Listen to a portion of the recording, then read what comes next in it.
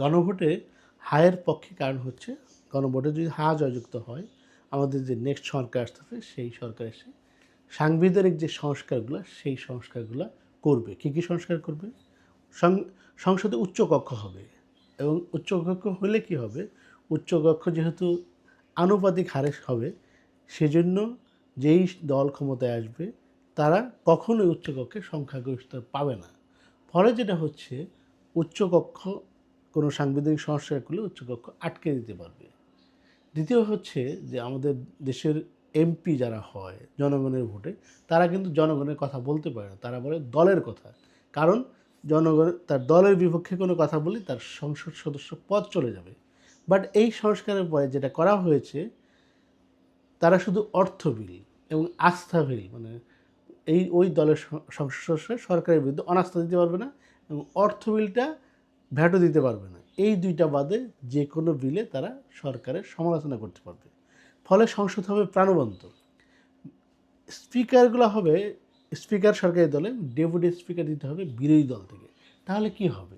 সংসদে সভাপতি, স্পিকার হচ্ছে সভাপতি, দুই দলের একটা প্রতিনিধিত্ব থাকলো, মানে গণতন্ত্র প্রাতিষ্ঠানিকভাবে কাজ করবে, ওয়ার্ক করবে।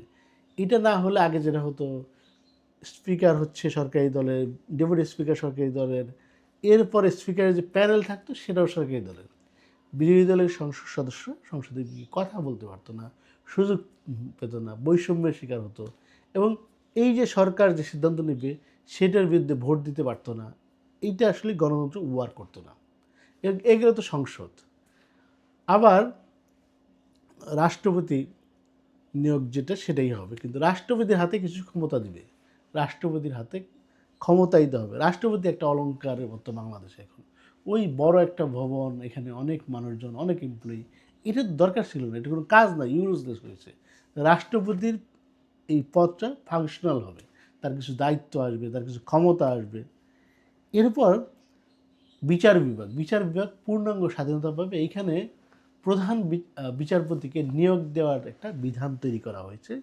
এইটা এর আগে ছিল যে প্রধানমন্ত্রী রাষ্ট্রপতিকে অনুরোধ করেন, একজনকে চুজ করে দেন, উনি এইটা তাকে নিয়োগ দেন। কিন্তু এইবার আর সেটা হচ্ছে না। বিচারপতিদের নিয়োগ দেওয়ার জন্য বিরোধী দল থেকেও মতামত নিতে হবে এবং সর্বোচ্চ যে ভোট পাবে উনি হচ্ছে প্রধান বিচারপতি হবেন এবং আপিল বিভাগের বিচারপতিদের নিয়োগ হবেন। এতে কি হচ্ছে যে সরকারের বিরোধী পক্ষের লোকজনও এই জায়গাটা সুযোগ পাবে, তখন বিচার বিভাগ ফাংশনাল হবে। দুর্নীতি দমন কমিশনে সরকার যেটা করেছিল তাদের নিজেদের পছন্দের লোককে বসিয়ে দিত। যেমন আমরা বর্তমানে এই রাষ্ট্রপতি শাহাবুদ্দিন চপ্পুকে বসানো হয়েছিল। উনি বেসিক্যালি ওনার বিষয়ে যেসব বিষয় শুনতাম ওনার মধ্যে কিছু দুর্নীতির অভিযোগ রয়েছে, তারপরেও তাকে দুর্নীতি দমন কমিশন দেওয়া হয়েছিল আওয়ামী লীগের মধ্যে, তাকে সেখান থেকে রাষ্ট্রপতি নিয়ে যাওয়া হয়। এইটা যখন হবে যে দুর্নীতি সত্যিকার অর্থেই বাংলাদেশে সৎ লোক, ভালো লোক এবং দুর্নীতি দমন করতে ক্যাপাবল লোক রয়েছে, তারা যখন এই পদগুলোতে আসবে তখন সরকারের মন্ত্রীরা, এমপিরা ঢালাওভাবে দুর্নীতি করতে পারবেন না, সরকারি কর্মকর্তারা, কর্মচারীরা দুর্নীতি করতে পারবে না। রাষ্ট্রীয় যে অর্থ লোপাট, ব্যাংক লুট, টাকা পাচার, এটা বন্ধ হয়ে যাবে। মোটামুটি নিয়ন্ত্রণ করা যাবে। বন্ধ তো করা যাবে না, যেই সরকারই আসুক, সরকারের ইচ্ছা থাকলেও সেটা করতে পারবে না, কারণ দুদক থেকে আটকে দেওয়া হবে, কারণ ওইখানে ওই প্রফেশনাল লোকগুলো আসবে। কিন্তু সব দলের মতামতের ভিত্তিতে হবে এই কাজগুলো হবে। পিএইচসিতে নিয়োগের সময় যারা পিএইচসির সদস্য হবেন বা পিএইচসির প্রধান হবেন, উনি কিন্তু নিয়োগ পাবেন হচ্ছে একটা সরকারি দল এবং বিরোধী দলের মধ্যে নিয়ম অনুযায়ী। আগে যেমন একটা কমিটি গঠন করা হতো, নাম দেওয়া হতো, কিন্তু কিছুই মানা হতো না, সেটা ওপেনলি এটা করা হবে। এই সংস্কারটা আমাদের দরকার। বাংলাদেশ ব্যাংকের গভর্নরের নিয়োগ ক্ষেত্রে অনেক বিষয় একটা দেশ এগিয়ে নেওয়ার ব্যাপারে, সরকার দুর্নীতিগ্রস্ত করার ব্যাপারে, সরকার দুর্নীতি আটকানোর ক্ষেত্রে, সরকারকে জবাবদিহিতার মধ্যে রাখার জন্য বাংলাদেশ ব্যাংকের গভর্নর সরকার চাইলেই কিন্তু যে কাউকে নিয়োগ দিতে পারবে। এটা বিরোধীদের সাথে পরামর্শ করে তাদের সাথে ঐক্যমত্যের ভিত্তিতে নিয়োগ দিতে হবে। তাহলে হবে কি, এই রাষ্ট্রটা পরিচালনা করার একটা কাঠামো যে জারি হলো, এই কাঠামো মানে প্রধানমন্ত্রী চাইলেই সে স্বৈরাচার হইতে পারবে না, সে মাফিয়া হইতে পারবে না, সে টাকা পাচারকারী লুটেরাদেরকে খুব বেশি সুযোগ দিতে পারে, কারণ সে সব জায়গায় মানে একক শাসন, স্বৈর শাসন সে করতে পারবে না। এইটা, এই মোটা দাগে যে বিষয়গুলো বললাম আমরা, এছাড়া আরও অনেকগুলো সংস্কার আছে। এই সংস্কারের বিপক্ষে কারা আছে? কোনো মানুষ, সুস্থ মানুষ, বিবেকবান মানুষ, যে বোঝে, ন্যূনতম আন্ডারস্ট্যান্ডিং আছে, সে কি এই সংস্কারগুলা, এই সংবিধানের মৌলিক বিষয়গুলো যে চেঞ্জ করার বিষয় প্রয়োজন, এইটার বিপক্ষে আপনি কীভাবে যাবেন? আপনি আমলিক হন, বা শেখ হাসিনার চেয়ে বড় আমলিক হন, বা পারদ খাওয়া আমলিক হন, যদি এই বিষয়গুলো আপনি চিন্তা করেন যেগুলো বদলে গেলে যেই সরকার আসুক, বিএনপি সরকার আসুক, জামাত সরকার আসুক, আওয়ামী লীগের কর্মীদের উপর নিপীড়ন চালাতে পারবো না, অত্যাচার চালাতে পারবো না। আপনাদের মনে থাকার কথা, তারেক রহমান যখন বিরোধী দলে ছিল বিএনপি, তখন কিন্তু তারা একটি দফা সংস্কারগুলোর বাজারে নিয়ে এসেছে।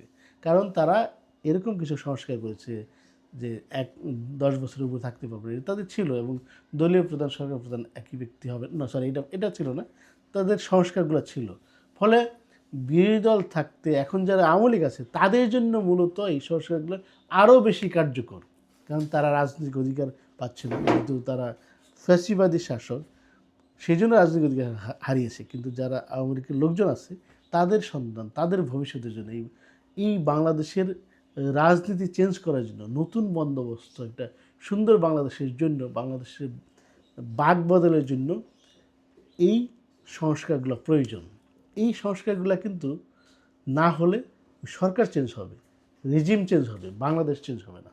এই নির্বাচন কিন্তু রিজিম চেঞ্জের নির্বাচন না, এই নির্বাচনটা হচ্ছে বাংলাদেশ পরিবর্তনের, নতুন বাংলাদেশ নির্বাচন। ফলে আমি মনে করি একজন মানুষ যদি সচেতন হয়, যদি ন্যূনতম তার আন্ডারস্ট্যান্ডিং থাকে, কমন সেন্স না, শুধু যদি সেন্স থাকে, সে হাতে ভোট দিবে এবং হা জয়যুক্ত হবে।